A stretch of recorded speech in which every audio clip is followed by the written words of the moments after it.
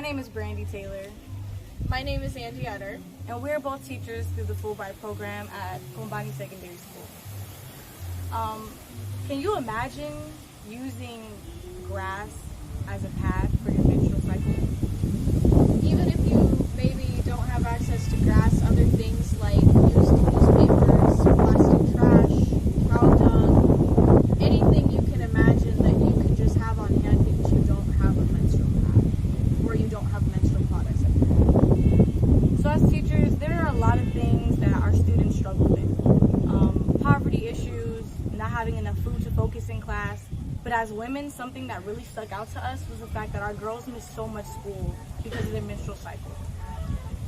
One of the things that is typical in Kenya is girls start menstruating about 14 years of age. And so between basically the beginning of secondary school to when they graduate, on average, if they don't have the period products they need, they will miss about a week of school every month. Which if you're looking at a typical school year, that's about anywhere between 8 to 9 weeks out of the school year that they're missing class and they are not getting the chance to make up those classes. That's 2 months out of a 9-month school year. In that, we decided that what we really wanted to do as Fulbrighters and have a project with impact in our school is to be able to basically deliver a way that our girls can have an empowering period experience, but also have the tools to be able to make that happen, which is why we decided to focus on supplying and teaching girls how to make their own reusable pad products that they can use month after month. So our goal with this program is to not only empower our young girls to be confident in themselves, but to also teach them about hygiene that they may not be able to get from the school.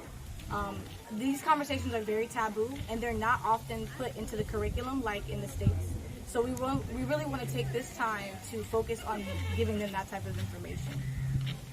This is especially the case with a lot of Kenyan women are under the impression that over half of the women surveyed in the study done by the government was found that women believe that their own menstruation and the blood that actually ends up coming out has harmful substances in it. So that's just an example of the kind of harmful beliefs and just not having a good idea of what menstruation is and what's actually happening within their own bodies.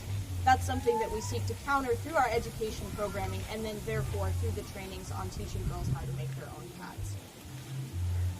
One of the things that stood out to me that really made me want to focus on this project was hearing that there was a spike of HIV in Mombasa, Kenya. And they were trying to figure out, where did this spike come from? Why are there so many people with HIV? They're not sharing needles and they're not having unprotected sex. What's going on? Well, later they found out that so many people were sharing used tampons and used pads. And that is how the HIV was spreading. I can't imagine something like that. In the States, that's not a struggle that I've experienced, and that's not a struggle that my students have experienced. So this was just really shocking to me. So we really want to focus at our school, Kombani Secondary School. That's the where of this project. We are in Kenya. We will be here until October.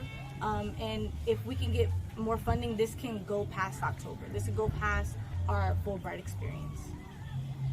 This is something too that we also really wanted to be able to have something that continues on past our leaving. So we're hoping in the midst of being able to train girls on how to make their own reusable products and become advocates of menstrual health, we hope to have this be something that can continue even after we go home.